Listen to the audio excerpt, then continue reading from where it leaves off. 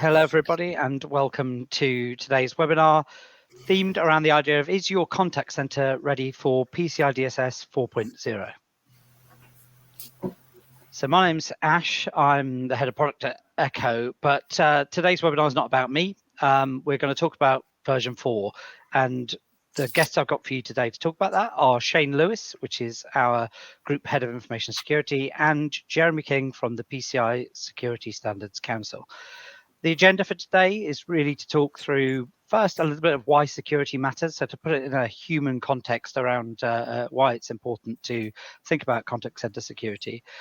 Then Shane will go into a view of a level 1 service provider to kind of cover the sorts of things that we see from our clients, what our clients are facing. So that's a broad set of the contact center space on a global stage as well. So what are the sorts of things that our clients are seeing in the real world?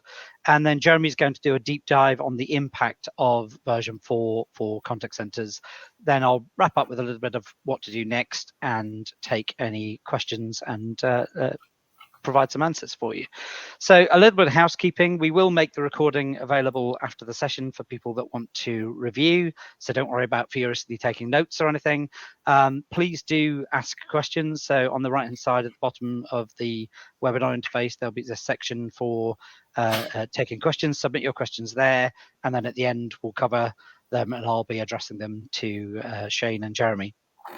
But the first thing we're going to do is a quick poll, just to understand, I guess, where you are all in your journey to version 4, to give us a flavour for how Shane and Jeremy can adapt their content to make sure we're giving you the best value.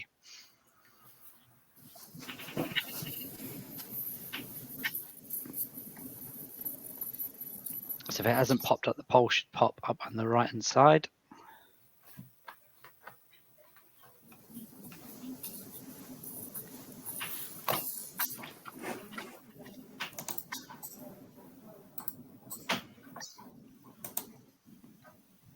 And we're starting to see those results coming in. We've had a few. What's PCI 4.0? So that you're in the right place. You'll learn a lot about the changes coming forward in PCI DSS version 4, and a mix of people that are starting to assess against the new requirements, and a couple actually that are a lot further down that journey, already having assessed against the requirements. So it's good to know. So very much quite a dominance towards people that are looking to find out about 4.0 and the impacts of 4.0. So that's good to see. So before I hand over to the others, I just wanted to kind of put it in a human context. So at Eckoh, we think not just about the compliance aspect, about the technology aspect. Obviously, technology is what we do. But the reason we do it is because we care about the end consumers, right? We want to make sure that the end consumers are safe and secure. And who are those end consumers?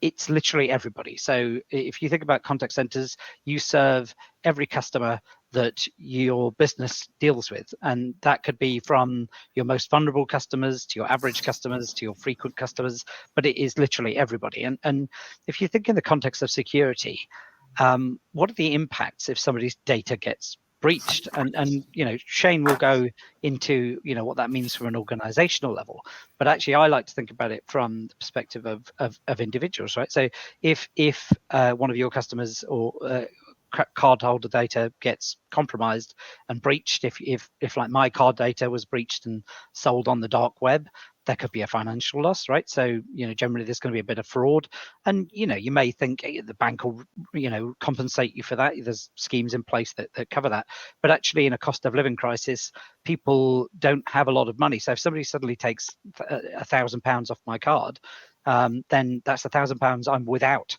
until I can either get that money back or I get paid again. And that's the sort of challenge that the real impact on people. You may have people that are unable to actually buy food, shopping, pay their bills and so on because of that breach for that short-term issue. But there's also the risk of loss of personal data in general, right? So if your personal data gets breached, then the risk is people will know your address, people can do identity fraud, impersonate you, apply for loans, all those types of things. There's a massive I suppose, realm of things that can happen if your personal data is breached, and fundamentally that causes real harm to real people. So before we get into the talk about the deep compliance stuff, I just want to bring it to that human level to say, actually, the reason we do this and the reason that the PCI Standards Council do this is to protect real people from real harm. And with that, I'll hand over to Shane, our Group Head of Information Security, to talk about our experience and the view from a Level 1 service provider. Thank you, Ash. Good morning, good afternoon, good evening, from wherever people are dialing in from. So why security matters? What is the risk? So upon a breach, there will be some impact to businesses. That will be financial loss. That could be loss of businesses while systems are down. There's a ransomware attack, etc. It could be the cost of the breach. We all know that a breach nowadays is multiple £million or dollars worth of cost to that business from your profit line. Cost of a breach is a forensic investigation. It could be repairing the damage that's been done by the cyber criminal. It could be the fines that come out from that the breach. Then there's the cost of post-breach mitigation, cost of new technologies and systems. Recently, the press has been reporting on an online password vault company that spent a small fortune on security controls post-breach. Then, of course, you've got the loss of personal data. Ash touched on what that impact is to you, me, your family and friends, citizens and the general public. Of course, all organisations do owe a duty of care to their clients, to their customers and to the consumers. We have the ICO in the UK. We're all aware of the powers of the ICO for investigations and the applicable fines. And you've got regulatory authorities like the ICO in all of the other European Union member states. If the personal data is healthcare data, especially in the US market, that comes under the HIPAA law. We then have reputational loss. So there's a loss of trust in a business that's been breached. That's an impact on that brand that business has spent many years, if not decades, in growing. There's also the personal reputation. For those working in a business that's been breached, your personal reputation could be tarnished. So why attack call centres? Legislation and directives like PSD2 have made massive security improvements for those online channels. So contact centres become more of a target for criminal organisations. Post-pandemic, there's a new model of working. There's a hybrid model now of working from home and in the office. And of course, with contact centres, recruitment and retention is always a challenge for those contact centre managers. So a quick summary of V4, and Jeremy will go more in, we'll speak about this in more detail when he comes to his slide deck. So 5 years in the making, SIGs, special interest groups with lots of participating organisations feeding their input into the new standards.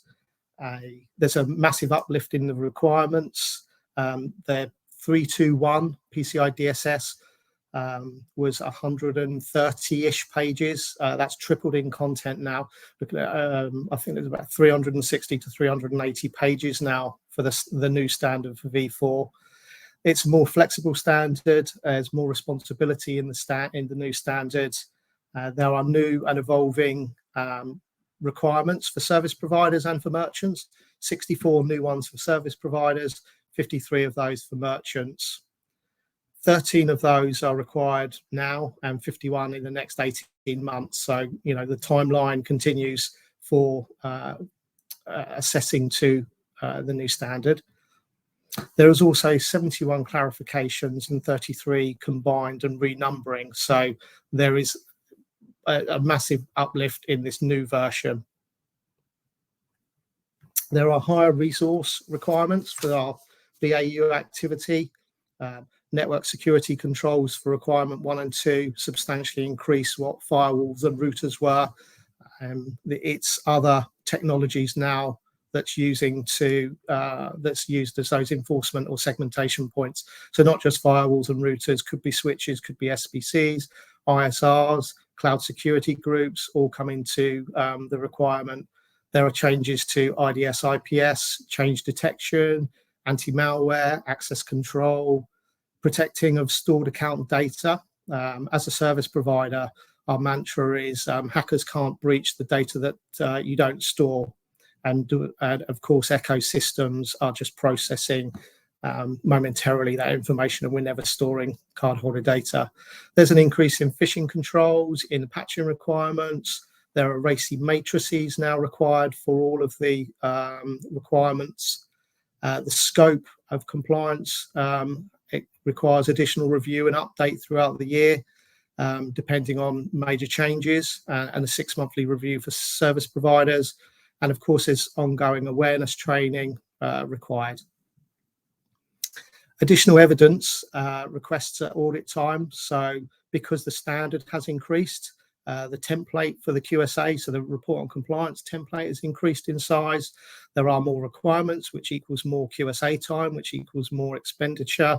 There are on-site assessments and evidence gathering. The time to do those increases. The report on compliance process for the QA process, which the QSAs have to go through, is increased because the document size has increased. So overall, there's a more time needs to be spent on your report on compliance journey to get your attestation of compliance. And why does the standard increase? Because criminals get better at exploiting systems. The arms race continues.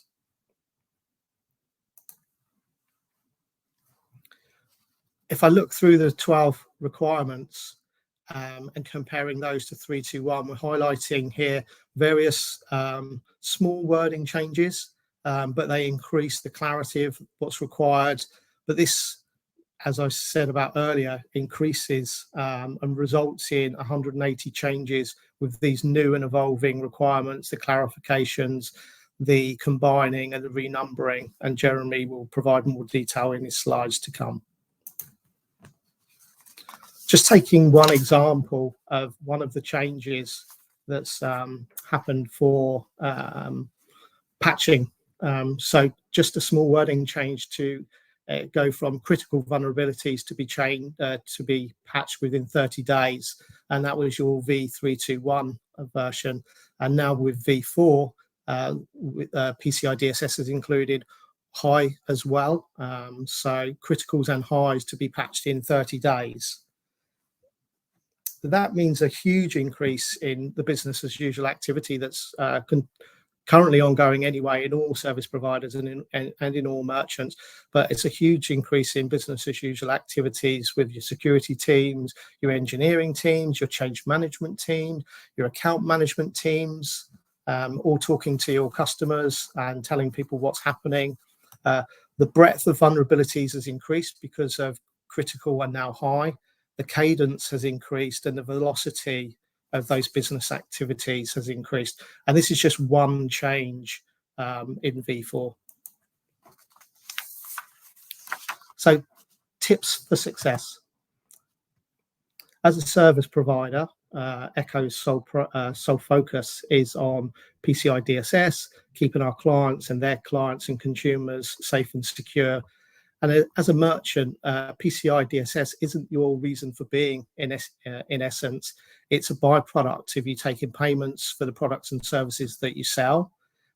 Therefore, you may find that you have limited resources, a lack of skills, a lack of focus, and all of that can lead to unintended consequences.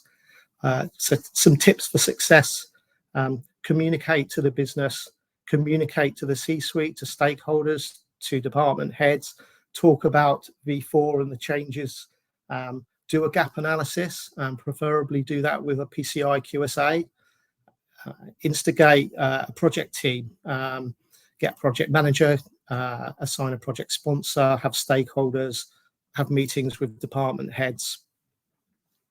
The task force is about understanding the requirements. So translate all of these new requirements into defined project activities. The continuous compliance is a really big deal. There are stricter requirements. There's an increase in the scope of responsibilities. These are specific to the evidence that's required for compliance. There's mandatory processes and documentation required and reporting required. And a compliance validation. Now, there's the traditional defined approach, which anybody that's been involved in PCI DSS from version 1 is the traditional approach. And the new way now is the customized approach. And there is also, you can mix between the two, so you can have a hybrid approach as well. For efficiency, in Eckoh, we decided to combine our ROCs together. The reason for doing that is we see that there are cost savings available to do that. If you're doing report on compliance and other certification throughout the year, ISO 27001, Cyber Essentials, and other ISOs, for example, then I go with the view that you audit once and you can report many. So the evidence that you're finding for your PCI requirements, you can also use for your other certification. And that reduces audit fatigue, reduces the amount of time your colleagues are in that audit and assessment process. And it's just a better way of managing time in your company. For merchants, my advice would be know your scope across your wider organisation. How many channels do you have in different geographic regions or different geographic areas in the same country, in the same continent, across the globe? Are you taking payments through website, web chat, contact centres in multiple locations? Can you pull those all into one report on compliance globally rather than multiple reports on compliance across your business units and organisations? Thank you very much. Over to Jeremy. Thank you very much, Shane. Good morning, good afternoon, everyone. Firstly, huge apologies. My camera just didn't want to work on this particular webinar site, and no matter what I tried, I could not get it to work. So hopefully you can hear my voice, and we can go through and talk about the impact of DSS version 4 on you and your world of contact centers. So PCI SSC was set up by all of the major card brands. That's the American Express, Discover, JCB, MasterCard, Visa, and UnionPay, to really standardize security of the payment lifecycle wherever it's used. And our mission is really to enhance global payment account data security by developing standards and supporting services that drive education, awareness, and effectiveness. And we do this in many ways, and being on webinars like this is just one of those ways. So today we're going to talk about PCI DSS version 4. PCI DSS version 4 is, as the name says, the fourth iteration of the PCI data security standard. The first was released way back in 2005, and here we are in 2023, and we're now up to version 4. As a standard, we released it last year. And we gave everyone at least a year to get used to it. In fact, we gave them 2 years to get used to it before we retired the old version and switched over. So one of the things the council's very keen about is we don't like giving surprises to people. We want to give people time to get themselves ready. And this presentation is going to focus on a few of those things that we're going to get ready. So as you can see here on the timeline, the 321 retires 31st of March 2024, but we give everyone an extra year for most of the future dated new requirements, because sometimes these new requirements can need a lot of work, can take time for your organization to be able to understand what it is, to be able to put the features in place to make sure that by the time you're assessed that you are going to be compliant. And that's really important, because what all of you working in contact centers are doing is you are generally managing payments. You are receiving payments for goods, services, for all sorts. But essentially, cardholder data is going to be coming into your organization. And there are multiple ways in which you can help ensure the security of that data to prevent it from becoming accessible to criminals. But the criminals are keen at stealing this data, stealing personal data, stealing all forms of data, and then utilizing that for their own criminal gains. So understanding that as a call center, you're in this chain, and that with new technology, there are multiple different ways people can make payments now. And there are multiple entities involved. It used to be quite simple. It's now quite complex. And Shane was talking about third parties, and there can be many third parties involved in the processing of the payment. And you again need to understand what is the role that your organizations play, what do I need to take care of, and how I'm going to make sure that we're doing this in a secure way. And hopefully we'll go into a little bit more detail of some of those things with the next few slides. So 3 must-read documents for everyone in a call center. The data security standard. Oh, by the way, all of these are available on our website at www.pcisecuritystandards.org. Just go to our document library and you can download these for free. We don't charge for downloading our standards. You can just go on there and download them. So DSS, if you like a real long read, download the DSS and you can really go into the detail of it there. It's actually been very well written to try and actually provide a lot of guidance, a lot of extra data to be able to show everybody what is the requirement trying to do, why you should be meeting it, and how you go about meeting it. So there's a lot of help and support inside the document.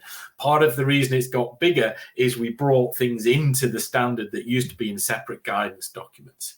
The second document, and this is a really important one, is the summary of changes. This will tell you what's changed from version 3.1 to version 4. And I'm going to be going through a few of those in this presentation.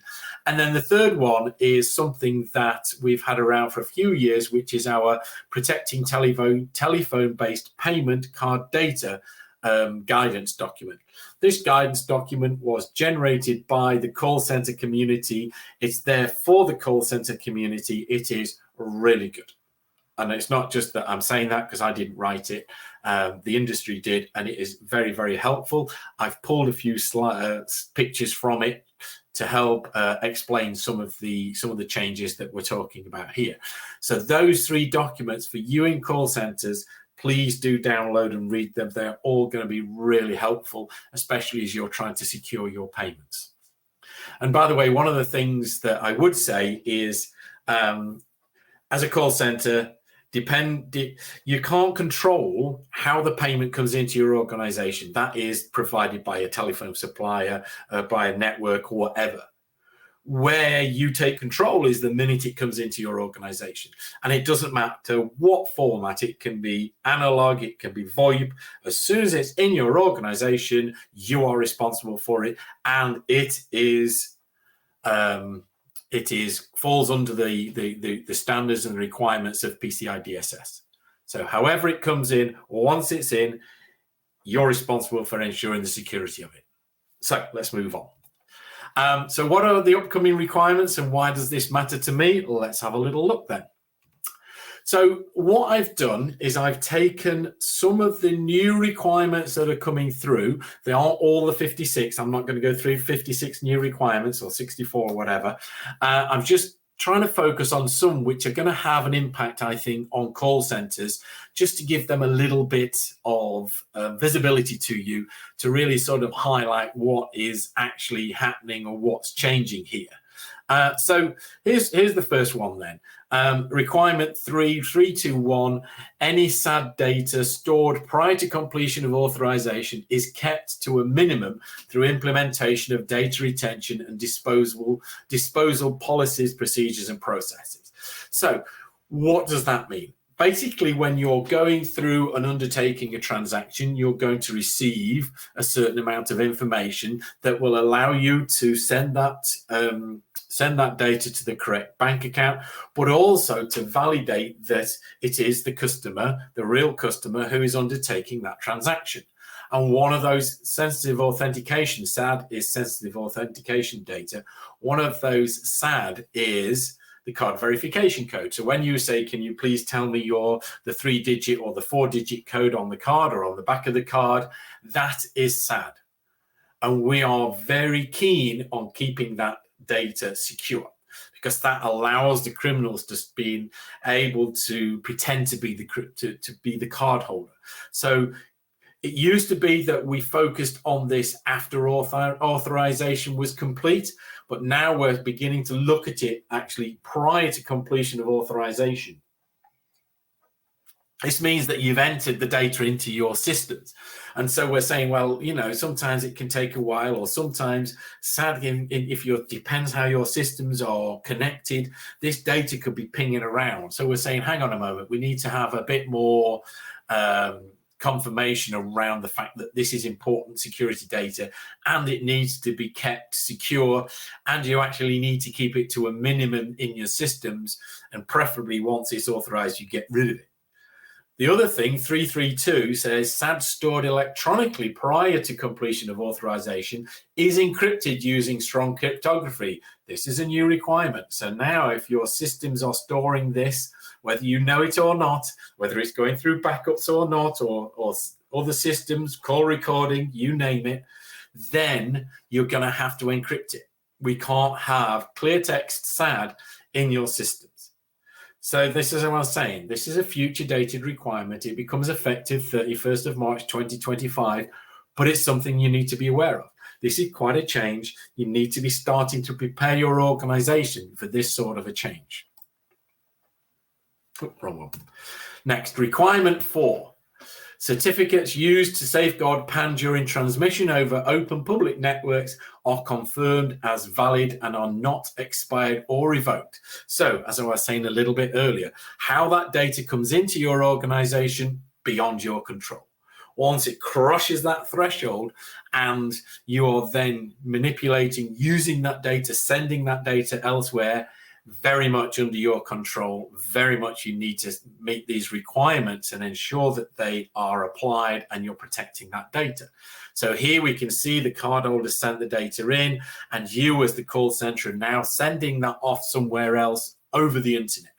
Over the internet means you now have to safeguard the PAN during that transmission over an open public network.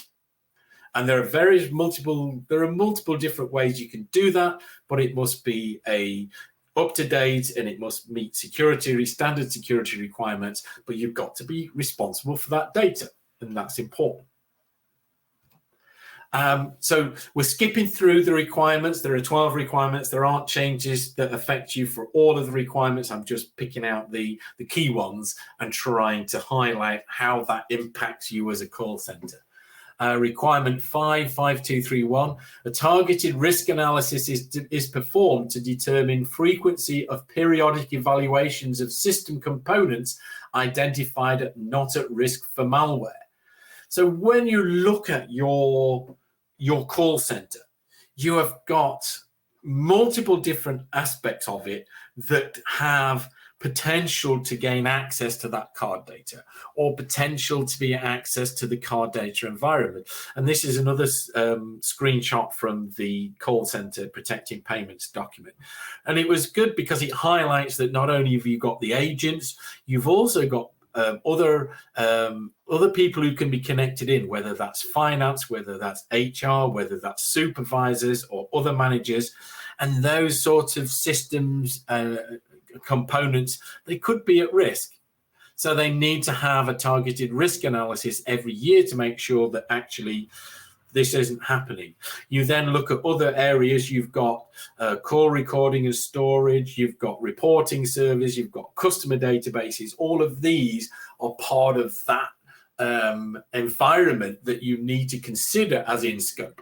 You need to consider as, okay, this may not get malware onto it, but it does need to be checked and make sure that there isn't any attack that's happening on it, or there isn't any weakness that could let the security data or the PAN data out to the criminals. 5.4.1 mechanisms are in place to detect and protect personnel against phishing attacks. And so you can see here on this diagram, the agents are the primary person who is interacting with the customer. They are going to be, depending on your systems, depending on how you're accepting payments, depending on the data that's available to them, they are going to be very open to attack. And the criminals know this. And the criminals will try to gain access to these people. They will try to find ways to get them to give them information, passwords, login credentials, access points, whatever, you name it. And one of the commonest ways of trying to do that is phishing attacks. Now, in COVID, we all started having to work from home, and this changed because now you're instead of your agents or some of your agents being in the nicely controlled space of your office area with its intranet, you now have them working from home, connecting through the internet. And that allows more access for the criminals, more opportunities for the criminals to try and impersonate people, to try and utilize phishing attacks against your staff. So this security training for all of your staff is really key. They need to understand their role. They need to understand their role in providing a level of security to your customers, to your organization. They need to understand their role in identifying when things don't look right. And quite often we see, these people see something not quite right, but feel as though they don't want to report it. They should absolutely be encouraged to report everything. And if it's all just not a real attack, brilliant. At least they were trying, at least they were seeing things and reporting them, because then when there is a real attack, they'll be all over it. They'll see it coming and then they'll react, and you can ensure the protection of your customers' data.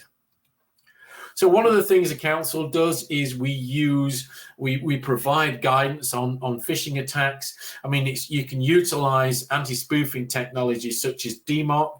Utilizing that is a new requirement, by the way. We use it in the council. This prevents the criminals pretending to send an email internally when they're not. They could pretend to send an email from the head of the company, from the head of security, to say, please update your password, follow this link. And it just it stops them from doing that, because we've seen that when DMARC is not in use and the criminals can do that, people think it's coming from the legitimate person and they'll click on the link. And this is definitely not what we wanted. So again, deploying technologies for blocking phishing emails and malware before they reach your staff is really good. But training your staff to be aware of the phishing threat is another one. There's a program in the UK which is called Take 5 to Stop Fraud. One of the key things that criminals do is they try to use time pressure. Oh, this is going to happen you're going to lose this, that, and the other if you don't respond immediately, or you'll lose all access if you haven't done this by the end of the day. It puts pressure on people, and when you've got pressure about time pressures, you stop thinking logically. Your brain is now, I can't afford to lose that connectivity. I'm working from home. If I lose this, then I can't do my job, and everything will be gone. Whereas what you should be thinking, the first thing every time is, whoa, time pressure fraud. But it's easy. It's easy to not do that. I've suffered from it myself. I came back from a lunch break. I saw this email. It was like, you got to do this instantly. You're going to overfill your email server if you don't do it now. Just click on this. It's pretending to be from our IT department, and it wasn't. I clicked on it, and our IT department were phoning me up straight away going, you've just clicked on a fraudulent link. We will stop this. And you're like, yes. And you feel very silly, but it's because of the time pressure. And that's the thing. Pretend, as well as training people to be aware, really train them on when you feel as though you're under time pressure, that is when it's the criminals. And that's when you've got to say, stop, let me take 5 minutes, because nobody else puts you under time pressure. Nobody else does. Nothing like that. So stop, take 5. Is this fraud? Yes. Delete. Requirement 6. Maintain an inventory of bespoke and custom software to facilitate vulnerability and patch management. Shane talked a little bit about this. again, because of technology and the constant changes of technology and how we're using technology in call centers, it could well be that there is a lot of bespoke or custom software in your facilities. And you need to be aware of that in terms of patch management, as well as the regular patch management. Something is always changing because the developers of software are always finding the errors. And when they find the errors, they send out a patch. When they send out a patch, it's the starting gun to the criminals. The criminals know there's an error because they've seen the patch request coming out from the providers. And it's like, if they can find the company that's not done the patch, then they can identify the weakness the patch is trying to fix, they're in. And that's the race. Every month, that's the new race.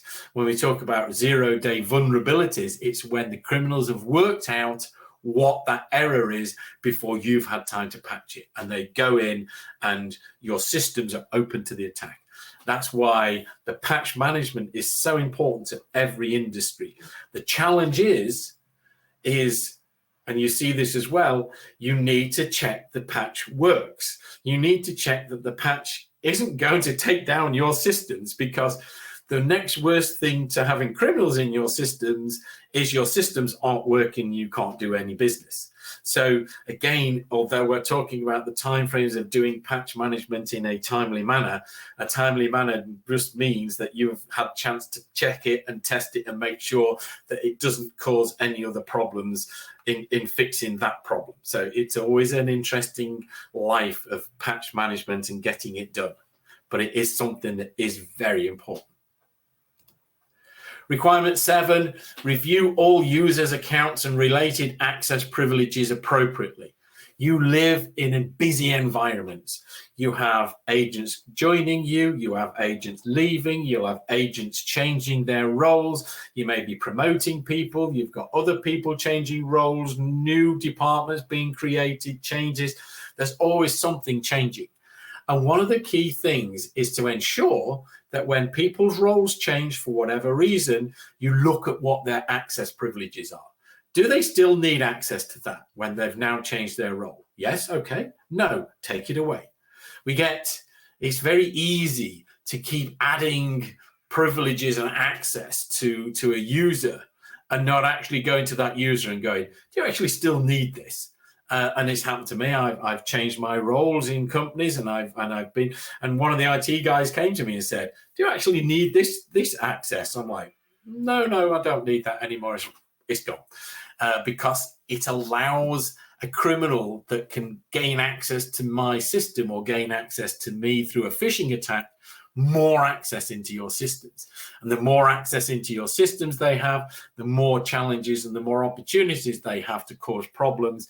And that's what we're trying to prevent. And again, review all access by application and system accounts and related access privileges. Again, just give people what they need access to, and make sure that when you've got administrators, multi-factor authentication is everywhere, because it's hard to keep the criminals out, and when you get in, you don't want them to be able to get around everywhere to steal all of that data. You can prevent that by multi-factor authentication all times. It becomes a bit clunky, but it's keeping your organization secure, and that's critical. Requirement 8, passwords. One thing I would say here is the PCI DSS provides the base level. If you've got a password program that is stronger than our rules and requirements, brilliant. If you're no longer using passwords and you're using multi-factor authentication and 2-factor or 3-factor authentication, brilliant.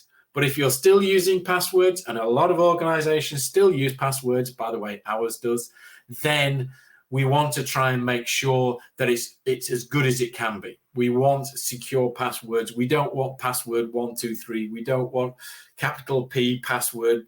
We don't want anything that's going to be easy to guess from the criminals. And so we've updated all of our passwords requirements into version 4. And again, multi-factor authentication is the best way to go. It has to be there for all access to the card data environment. So again, make sure you've got that implemented. Requirement 10, audit log reviews are automated. Failure of 1072, failure of critical security control systems are detected, alerted, and addressed promptly. So, you know, we need to know what's going on. We need to know if the criminals are gaining in, that automated reviews, log reviews are going, hang on, why has this happened? There are millions or even probably tens of thousands of logs taken every day, millions over a few weeks. And maybe 95% of those will just be standard process, but maybe 5%, maybe 1% could be something that's not right. So this automated log review process that's going to highlight the strange ones is essential, because then you've got time. You can't look at 100,000 log reviews. You can't look at 10,000 log reviews. It's just too much. You can look at 100. You can look at 50. You can look at 10 and go, why have we seen that? Why is that doing that? And your IT team can then start looking at that going, okay, yeah, that's okay. That's I understand that. We'll now clear that to make it so it's acceptable. It shouldn't flag, or that doesn't look right. And maybe the criminals are in. And again, you know, we want failure of systems to be able to be flagged, to start telling the IT people that something's gone wrong. You know, if you're using DTMF suppression and the DTMF suppression is not really working, then there's data going through into your systems that shouldn't be there. So instantly we need that alerted. I mean, these systems are brilliant. They don't do that. They don't fail. I'm sure Ashley and Shane will tell me they never have any problems, but that's what the standards do. As a standards body, we say, if this critical security control doesn't work or fails, someone's going to get an alert straight away. And that's important from our perspective as a standards body. Requirement 12, PCI DSS scope is documented and confirmed once every 12 months. Card data environments change. Technology, organization structures, staffing levels, there's so many things that can change in a year. So every year we need you to do a scope. Scope the big box, scope everything that's inside, understand what's in scope, understand how you're meeting it, understand the technology you're using and how that helps you, whether again that's DTMF, course, number suppression, or whatever. How is that helping your organization stay secure? Do that every 12 months, validate it, and make sure you're good. Also, training, you've got to do your security training every year. And again, that could impact the security of the CDE. So make sure your training covers phishing, social engineering, all those sorts of things, just to ensure the protection of your staff and your call center and mostly your customers. One of the things that, again, I said, we're talking more about, we have a hybrid staff, we have people working from home. The council reacted to that. We did a 45-minute training video, computer-based, for how to work from home in a secure environment. Because there are different challenges. As I said, you're no longer inside the building protected by limited access. You're working from home. Who's working past? Is the window cleaner there? Who's the window cleaner? Are you working in a cafe? Who can see your screen? Those are all sorts of things that when you're not working in the office that you need to be aware of. It's a very nice training course. As I say, it's dead easy to go through. And if it's something that you think would be benefit you, do go for it. You know, we'd be happy to support that. And again, planning is everything. As Shane said, you know, and I've said, the clock's ticking. We are heading towards 2024 when 321 retires. We'll then be heading for 2025 when those new requirements I've talked about come into effect. So don't panic, keep calm, carry on, but plan. Do the gap analysis. Understand where you think that you are going to need to do work to meet the new requirements. Understand what you have to put in place. Work with your assessor community to be able to do that and to validate that everything is going to be good. Start the planning. So for those of you who didn't know what version 4 is, you've got some reading to do. For those of you who are doing the planning, excellent, keep it going. But it's, you know, we need to be in the planning stage definitely by now. One of the things the council does is we have our participating organisation programme. We are a community. The involvement of the community across all forms of payment helps our standards meet the needs of our community. It's a two-way process. We really value the input. The protecting telephone-based payment document came from our community. Those sort of documents, that sort of input and guidance really is essential, because there is only one standard, it's global, and really the involvement is essential to help maintaining that around the world. Do connect and be involved with us, and we'd love to see you more involved with the council. Click on the QR code if you want to join us. And with that, I will say thank you very much, and I will pass you back to Shane and Ashley.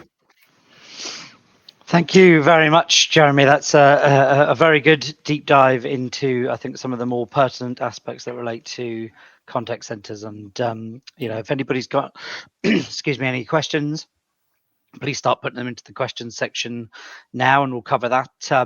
While you're doing that, I'll just kind of wrap up with a couple of little bits and bobs. And I think one thing worth noting is very much think about treating the cause. So the challenge you have with PCI DSS is payment card data.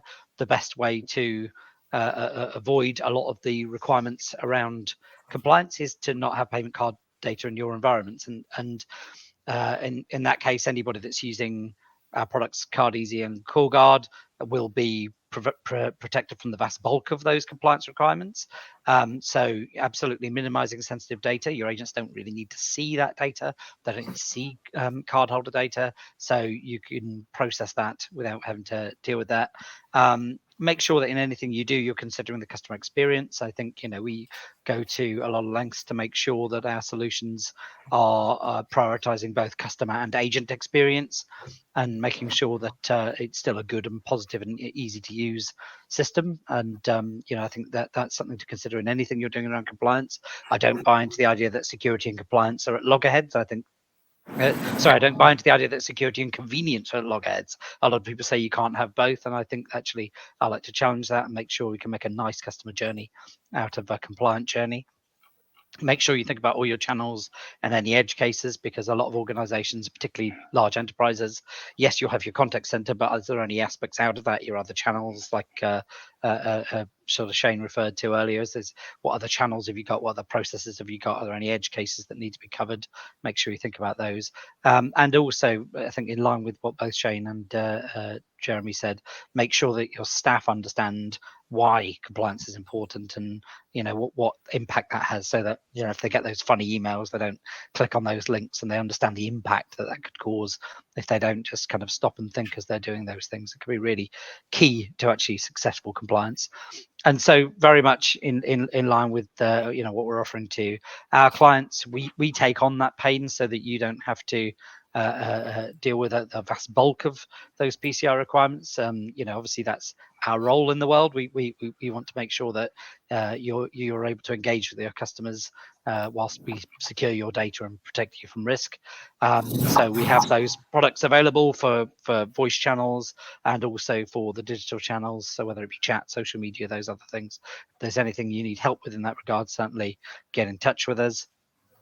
And also in line with that, if there's anything you need help with, any kind of further information, yes, you can ask questions now, but get in touch with us, book a session with one of our people to kind of talk through what the impacts of this might be in your environment, or if there's any specific questions you want to ask that maybe you don't want to ask in a public forum, then please do that. Contact us.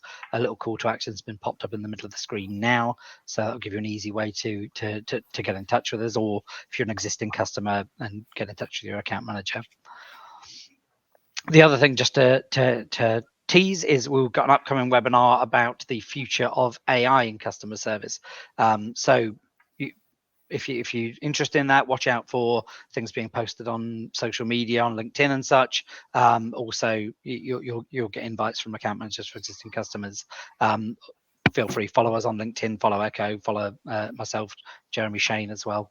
But that'll be an interesting one to look at how new technologies are impacting that customer service environment. So with that, it's effectively time for any questions people have. And I'm just going to go to the question section. So We've got one come in. It's, somebody says we've migrated to the cloud and our cloud provider says they're secure. Do I need to do anything else here? I tell you, maybe Shane, you take that first, and then Jeremy, see if there's anything to add. We've migrated to the cloud and our cloud provider says we are secure. So when we review potential suppliers for our own needs, multiple suppliers may say that they are certified and compliant, and we'll do a security assessment, a supplier assessment with that company, asking pertinent questions about privacy and security and their certification. And some of them will say, we use AWS and here's AWS's certificate, therefore I'm secure. Now, AWS as a cloud provider have multiple certifications, PCI, ISOs, 27001, 22301, etc. So the underlying technology that AWS is providing, that infrastructure as a service, etc., will be secure and will be certified. But the virtual environments, etc., the containers that you then create aren't necessarily secure. That's the way I view these, Ash. I'm sure you've got other comments for that question. Jeremy, anything you would add around that kind of cloud provider security angle? Yes, definitely. Good. I'm glad that they are saying they're secure. I mean, that's better than them saying they're not secure. Do I trust someone telling me they're secure? No. As the old film saying is, show me the money. So as a cloud provider, you should say, good, now show me your report of compliance or your attestation of compliance, because if you've not got one of those, then you're not secure, because those two documents mean that that cloud provider has been validated by a qualified security assessor company to be in compliance. But does that mean you've got nothing else to do? No, it absolutely means you've got a lot to do. And Shane was right on the money there. So you have to talk to your cloud provider and go, what are you responsible for? And what am I responsible for? Because there will be parts, and all of them, whether they're AWS or whoever, they will have, and AWS are very, very good at this, by the way, they will have a sheet that goes, this is what we do, and this is what we take ownership of this security. This is what you're responsible for. And that is the part that you need to validate. So regardless of whether it's a cloud provider or a third-party payment provider, you are going to have responsibilities, even though they're PCI DSS compliant. And by the way, if they're not PCI DSS compliant, don't go near them, because they take no security. They don't take security seriously. The good ones take it security very seriously, and they will tell you what you're responsible for and what they are. So yes, you still have work to do, but it's a good move that they can convince, that they can show they're taking security seriously, and it is going to help you. It's going to reduce your scope, but there's still things to do. Thank you, Jeremy. There's another one that's come in. Someone says, if I'm SAQA or self-assessment questionnaire version A, and I'm using a descoping solution from a level 1 supplier, what is there for me to do? So I guess this most likely is an existing customer. They will be using CallGuard or CardEasy, so no cardholder data is going through into their environment, but of course they still have to report through their self-assessment route. Is there any advice there, Jeremy, for people that have taken themselves mainly out of scope, but is there anything they would still need to do with V4 coming along? Yes, there is.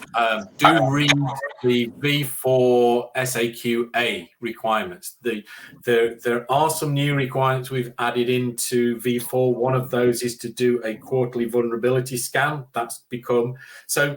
Basically, what it is the self-assessment questionnaires allow you to do a self-assessment. SAQA is the smallest one, the least number of requirements that you've got to do. I think it's something around either 20, 30, something like that. So because you're using a level 1 supplier, again, most of the security is being taken care of. But as I've said in the previous answer, are there still things you have to do? Yes, there are. Will you still have to do SAQA? Yes, you will. So read version 4 SAQA, look at it, make sure you're still doing all of that. go through it, validate it, and away you go. You've reduced your scope significantly. You're doing the right thing. This is just the last bit to go. This is it. We've done everything now. Cool.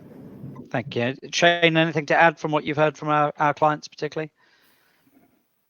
I think I'd just go back to 12.8. It's all about managing the relationship with your service provider that's providing all of that de-scoping for the roles and responsibilities, because your service provider is in essence taking on the lion's share of those.